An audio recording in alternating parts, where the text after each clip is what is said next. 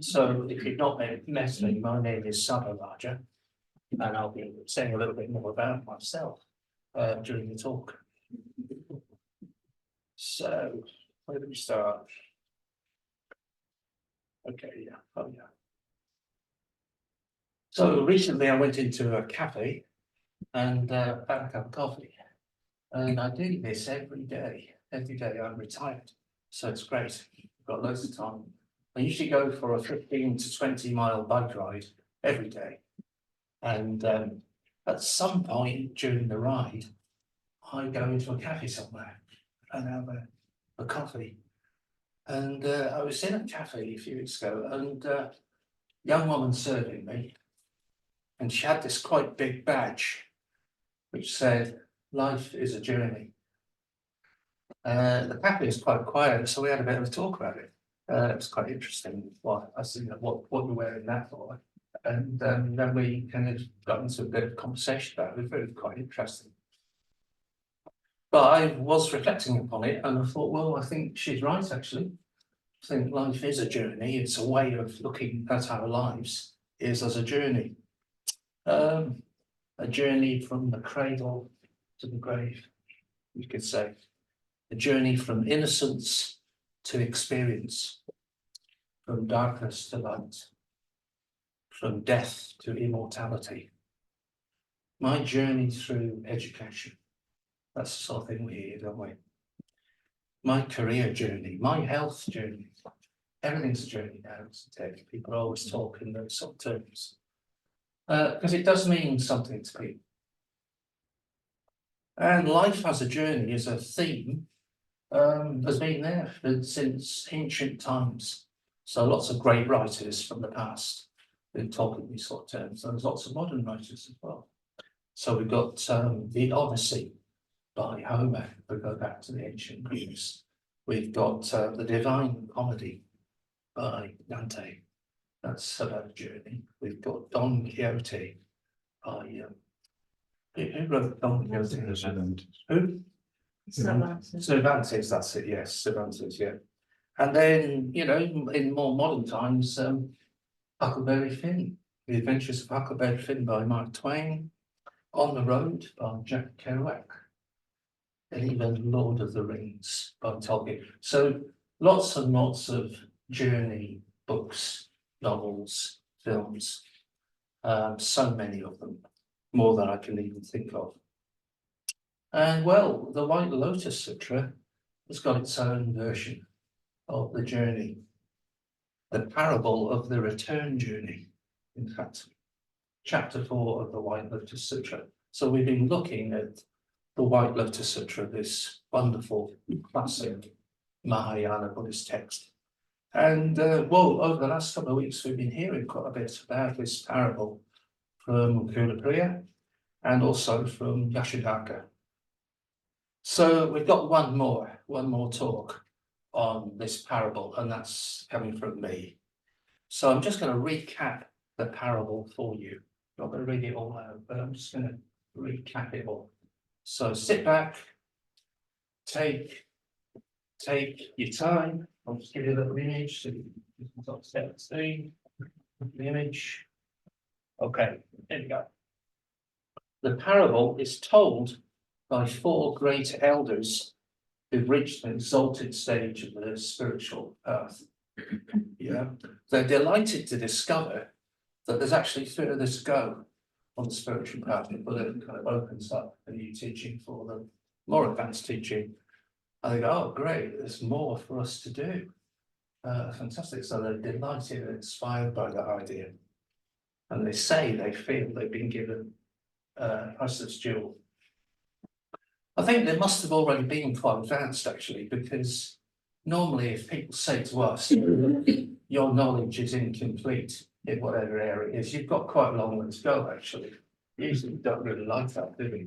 When people say that to us, we're kind of a bit fed up about that. But they weren't like that. They were really, really pleased that there was further for them to go on the path. And they were so pleased that it expressed itself in this parable of the return journey. So here's the parable. So once upon a time, a man leaves his father and travels abroad. And he lives abroad for a long time, for decades, in fact. And the whole time that he's traveling, he's miserably poor. He hasn't got any money. He's just about got the clothes he stands up in. He hasn't got anything else. He's just living on this very basic level, living hand to mouth. Whereas his father is living a very different kind of life. Yeah, he's very rich. He's a very rich businessman. He's mega rich. He's a billionaire. He's traded in many countries and kingdoms, and there's lots and lots of people in his employ. And he's living like a merchant prince, really, in great wealth. But the rich man missed his son. How's the lad doing? It was really great to see him before I die. And I could pass on my wealth on saying, just be great to be able to do that. But he doesn't know where he is. No idea. So the son continues to roam from kingdom to kingdom, from town to town, and never getting beyond his basic needs. By chance, he comes to a particular kingdom where his father is living. And the son sees an enormous big palace, big house. And sat in front of it is a very rich, obviously a very rich man indeed. He's surrounded by servants and riches. He's magnificently decked out in gold and silver and all the accoutrements, lots and lots of precious gems. So he's obviously very rich and powerful. So the son feels terrified. Actually, thinks, gosh, this guy's obviously really powerful. I'll get out of here. Not the place for me. But the father recognizes the son. So he sends his servants out to kind of get him and bring him back. And the son is even more terrified by this idea. He's so terrified of being captured, as it were, brought to this rich man, that he faints, falls into a faint. So the father is rather surprised to see the miserable condition that his son is in materially. And he releases him, doesn't tell him who he is, and gives him regular, appropriate work for the son at double the normal pay. So he doesn't reveal that he is his father. So the son works away for the father for years and years and years. And one of the things he does is he clears away an enormous pile of dirt, which is at the back of the mansion, the rich man's mansion. But the whole time that he's doing this, the son lives in a straw hovel. Yeah, he doesn't live in the mansion, he lives in a straw hovel. And the father is appropriately generous to the son without revealing who he is. Eventually, the son starts to go in and out of the mansion. They sort of get used to all gold and silver and all the riches that are going on. And he becomes accustomed to handling all that. And over time, he eventually takes on the management of the rich man's affairs, all his affairs. The rich man's really pleased about that. So over the years, the son changes. He gets really used to having quite a lot of riches and material wealth. And he's a bit ashamed of his former condition, the poverty that he used to be in. Finally, the rich man gets very old and weak and ill. He knows he's going to die. He hasn't got much time left. So he calls the whole town together, everybody together, and he presents his son to them and says, look, this is actually my son. And he reveals who he is. The whole story gets totally revealed there and then. And he hands over his wealth to the son, who can't believe his luck. And he's astonished that the rich man is actually his own father. Okay, so that's the parable, and it's quite relatable. You know, we can imagine that sort of thing. I've done a little sort of Chinese style version of it here. There's lots of Indian ones and Japanese ones. There's lots of different ways that you can look at it. But that's the basic parable. And there's so many themes in the parable that you could pick out. There isn't really just one really the right theme. There are lots of different versions that you can have. Different interpretations of what the parable really means or what it stands for. But there's no right interpretation. There's just interpretations. So what I'm going to do, I'm going to present to you a little bit of Saddharaja's kind of gloss on this parable, his particular take on the parable. But there's a couple of points I want to make before I do that. And the first point is to say, look, don't get worried about or hung up on the gender roles. Yeah, so you've got a father and you've got a son. It's not a bloke thing. It could just as easily be a rich mother with a daughter that's gone missing. So it's not a gender thing. So don't get worried about that.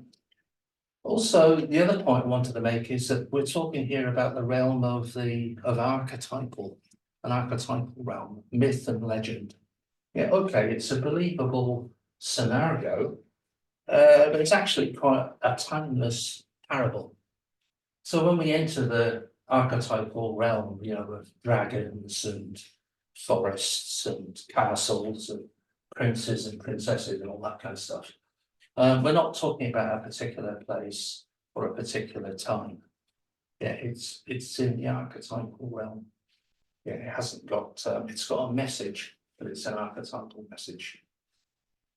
A lot of Mahayana Buddhism, this sort of later phase of Buddhism, uses archetypal imagery a lot to teach the Dharma. So you have to kind of tune into this more mythical world. So tonight's theme is the relationship between the higher self and the lower self. And that's represented by the sun, which is the lower self, and the higher self, which is represented by the rich man, by the father. And Kumapriti has already talked a bit about this a couple of weeks ago. So yeah, they become alienated from each other. They haven't been in contact with each other for years, don't know where each other is. There's been a rift, something's happened between them. And of course, this really happens in real life, doesn't it? Happens in real life, sometimes for a very long time indeed. Happened to me during my teenage years. I didn't see my own father for many years. We kind of fell out. Luckily, we kind of got back together again.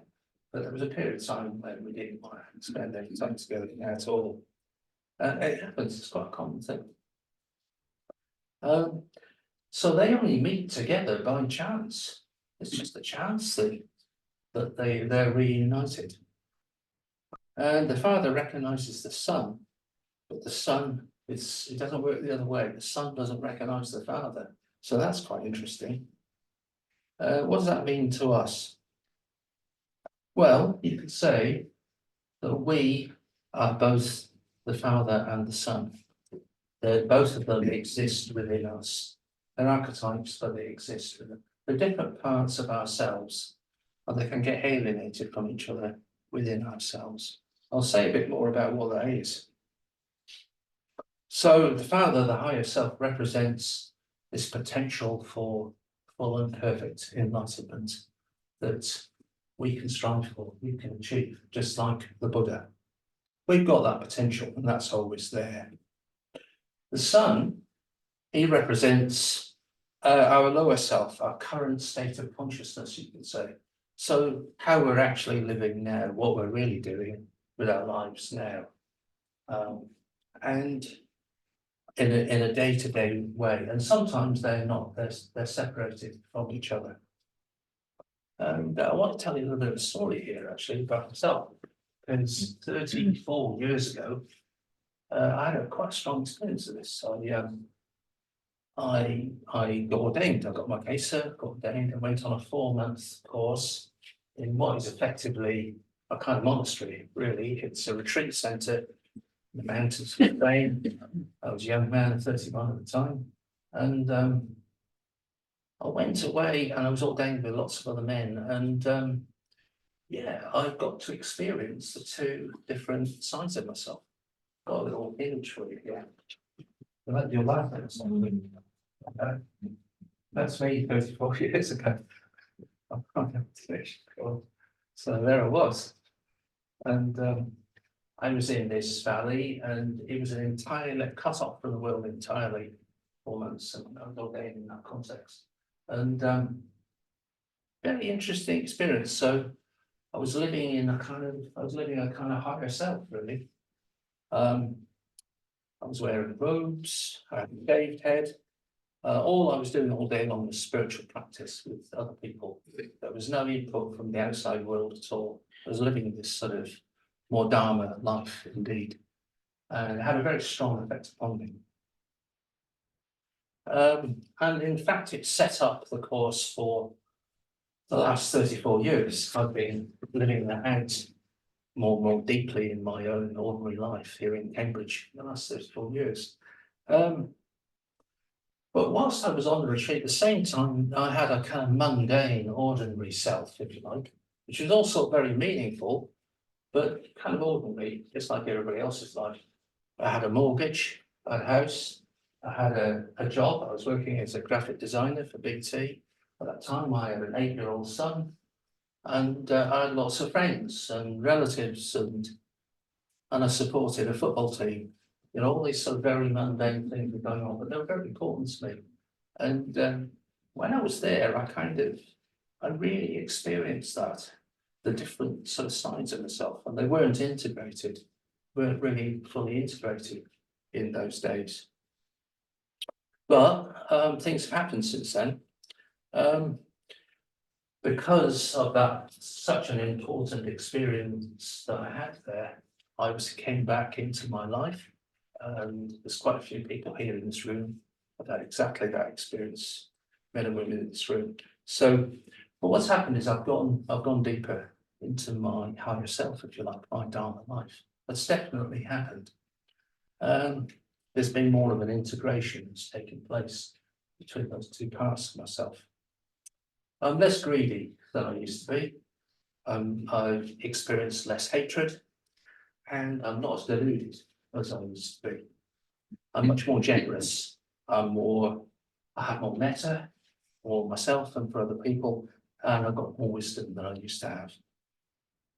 And I've become a bit more other regarding as well, and a bit less self-regarding all the time. I haven't had to work that hard at it, actually. Looking back, I haven't worked that hard. I've just committed to it, and it's kind of happened as the years have gone by. And I see so much of this going on within the wider Triratna Sangha. I see men and women who have made much more progress than what I have with that. I see individual women and men who've really become quite something, quite fabulous beings, if you like, of generosity, metta, wisdom, energy, that kind of thing. I've seen that process go on for other people as well as in myself. So I really rejoice in that. I really rejoice in it. I see it in this country and in my work in India. I see people making these incredible changes to their lives. So this alienation between the higher self and the lower self, how and when did it take place? That's the question that I kind of ask.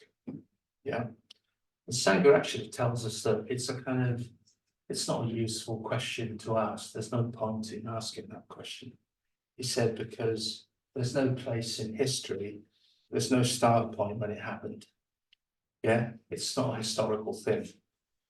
It's outside of time. It's taking place outside of time. There is that particular place where the human race became more preoccupied with mundane things and less interested in spirit. There's no particular point when that happened. You know, if we say we're looking at something like, say, the Industrial Revolution, and you say, well, it started in Derby around about 1800, you know, we can definitely say there's a particular point. But it's not like that with this kind of alienation. It's always been the case, always will be. It transcends time. The return journey isn't a journey through time, it's a journey outside of time. Yeah, it's timeless. What that really means is that for us now here, we are alienated from reality. That's what it really means. We're alienated from reality. And if we know that and we want to do something about it, we can. We must do something about it. And that means taking a leap, quite a leap of faith actually, from becoming a kind of needs motivated person to more of a growth, becoming a growth motivated person. So the son is entirely preoccupied with his basic material needs, isn't he? That's all he can do. Whereas the father, it's all about growth and development, and that's what they represent. So we have to take a leap of faith. Otherwise, we'll never get out of it. We'll be stuck. Yeah, we'll live our entire lives just dealing with the needs-based stuff in our lives, and that'll just take up all our time. We have a little bit of time left, we might spend that on entertainment of some sort. So unless we actually take a leap of faith, it won't happen. There's an interesting little parable from the early scriptures which kind of bear this out actually. It's called the parable of the poisoned arrow. It's another one of those warfare kind of metaphors that you often find in the early scriptures because there was a lot of war. So there's a battle going on and a man has been shot in the arm by a poisoned arrow. And luckily there's a surgeon on hand who's ready to kind of remove the arrow as soon as possible. But the patient says, no, before you pull that out, I need to know who shot this arrow and what kind of person was he. And I also need to know what kind of bow he used it before you take the arrow out. Also, I'd like to know what the wood is that the arrow is. And I'd like to know what kind of feather there is at the end of the arrow. Yeah, completely useless questions. By which time, of course, he's died because of the poison. Yeah, that's what's happened. So it's a ridiculous scenario, isn't it? But you could say that we're a bit like that. We ask the wrong questions. We focus on the wrong things quite a lot of the time in our lives. We're asking about the arrow when it's actually killing us, and we need to get on and get the arrow out. But we don't do that. We approach things wrongly quite a lot in life. We over focus on the wrong stuff. So we get caught up in worldly life. It happens. It's the exclusion of everything else. And that's all we think about. And meanwhile, liberation from old age, sickness, and death are kind of advancing towards us. Yeah. And we're not paying any attention to the liberation from old age, sickness, and death. They're not attended to. Yeah, they're pushed further and further away, if they're even acknowledged at all. So there's this phrase we use, isn't it? Nero fiddled while Rome burned. Nero fiddled while Rome burned. It's a little bit like that. It's like the parable of the burning house, where we're not getting on with the job that we really need to do. So enlightenment, you could say, is a very beautiful and inspiring vision. It's available to us if we want to move towards it. By practicing spiritual life, we don't escape old age, sickness, and death, but we escape the fear and pain of old age, sickness, and death. We go beyond these things. Yeah, we're liberated from their tyranny. We become less greedy and more generous, become more merciful, and we become wiser. However, we do need to make the effort to make this happen. It won't just happen on its own. We need to know about it. The lower self needs to know about the higher self. It's interesting that the higher self is always aware of the lower self. The lower self is not always aware of the higher self. That's the way it works. And so we can forget about spiritual life, but then at some point in our lives, we might get fired up and start to pursue it. And I've often encountered this, people who actually take up spiritual life really quite late in life. Sometimes I say, I really wish I'd done this earlier on. But then it doesn't matter. They've taken up the spiritual life at a certain point in their life. And so that's something to be rejoiced in.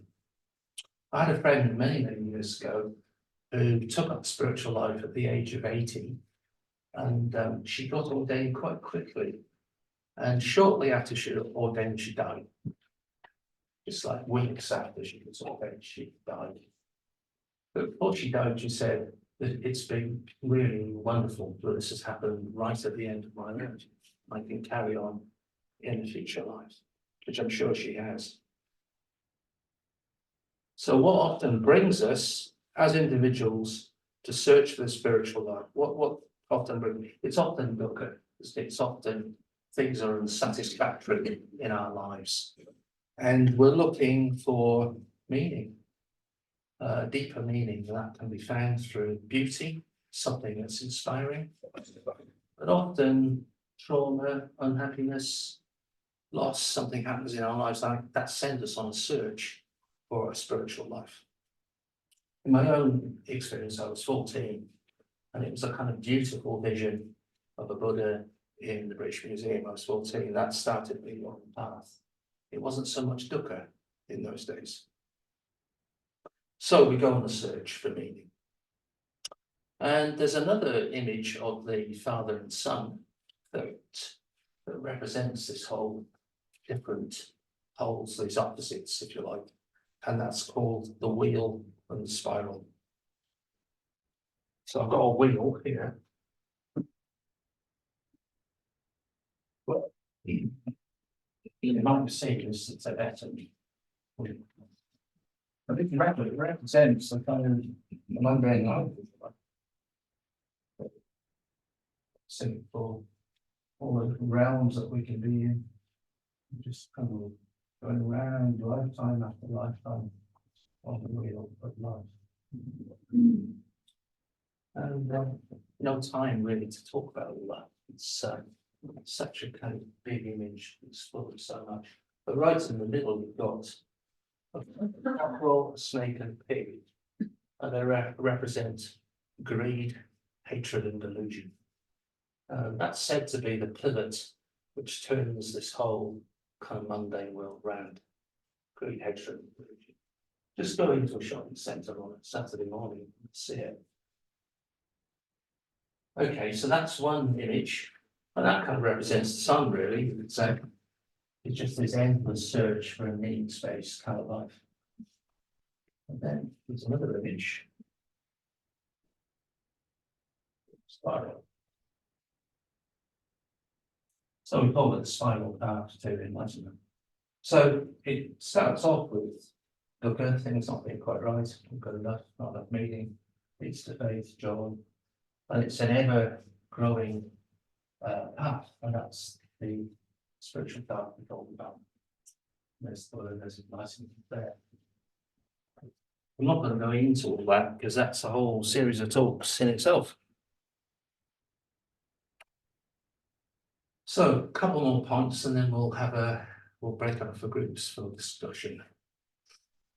So finally, in the parable, in order for the son to become truly closer to the father, the son works. Yeah, he spends years and years really toiling away the back of the mansion, shifting, bellowing out all his goods, just day after day, working away. And he works very hard indeed for many years. And later, he ends up managing the rich man's affairs. And that's what we have to do. We have to work, actually, in order to really transform our lower selves to the higher self. We need to work. I mean, that means spiritual practice. It means meditation. It means going on retreat, studying the Dharma, our devotional practice, serving the Dharma in whatever way we can, generosity, practice of generosity, spiritual friendship, etc., etc. So it means leading and living the Dharma life. It means practicing. It won't just happen on its own. I remember in my early years going along to Buddhist groups when I was a teenager, I remember just sitting amongst all these very experienced practitioners, monks and nuns, and just thinking, I haven't done anything. You know, I haven't really done any meditation and practice. And I'm really feeling that I haven't actually done the work that they've done. And, but now I have. And so we notice that when in the parable, when the son is fully reunited with the father, he actually goes to live in the house. Finally goes and lives there. He leaves the hovel behind. But that takes quite a long time. Up until that final point, he's working for the father, handling all his investments and affairs, but he's still living in the hovel. It seems a bit weird. And Saddharaja's got a really interesting take on this. He mentions two possible interpretations. He said this could represent the academic study of Buddhism, where it's just academic only. Yeah, you know a lot about Buddhism, but you're not really doing it. You're not really in it, not really practicing, involved in it. But you might be seen as a bit of an expert, but actually you don't really know anything really about what it's really like. Yeah. That's one interpretation. The other interpretation is it represents the average follower of religion, whatever religion that might be. So they might have some religious experience. They go to the church or the synagogue or wherever it is. They're definitely used to going into the house, but their real centre of interest, their real life, is somewhere else. It's actually somewhere else. Yeah. So religion is a Sunday thing, or it's a Friday thing, or whatever. And you know, you can practice Buddhism that way as well if you're not careful. So there's so much more I could say about this parable and the symbolism of the father and the son, the lower self and the higher self, but I need to stop and allow us to have a good discussion. So I've got a couple of questions. Are you on a spiritual journey? Do you feel you're on a spiritual journey? And the second one is, what about your lower and your higher selves? Can you recognize them? Are they integrated? How are they getting on with each other? Okay, thank you. And you're on a journey. Does anybody felt they are on a journey? Yeah. Does anybody feel that their lower selves and higher selves are a bit alienated, or are they all perfectly integrated? Anybody want to share anything from your discussion? We all share at once. We all thought we were on a journey. You're definitely on a journey. Yeah, we all agreed to that. Yeah. Anybody else feel that you're definitely on a journey of some sort? Well, our friend has on a journey. It's there for the first time tonight. So Good. Good start. The journey of 1,000 miles begins with a single step, as they say. That's it. What about the lower self, higher self? Any kind of insights into that? We talked a little bit about rupture. Rupture. So sometimes when there's a shift, there's a change, something Yeah. happens in your life, and something sort of opens up. You can sort of have a kind of different vision, Yeah. different experience. Yeah. Actually, it's probably better. Could be the only kind of compensation for something that happened, can't it? It's something new. Yeah. Yeah. We talked a little bit about the fear that the lower self might have. Perhaps the fear, because certainly in the parable there's fear, Yeah. but perhaps the fear of losing the comforts in your life, or That's right. A comfort zone. the known, the fear of losing the known. Yeah. Yeah, I know that too. I recently went to America and cycled across America. And I definitely felt I was way outside my normal comfort zone in Cambridge, and they were driving on the wrong side of the road.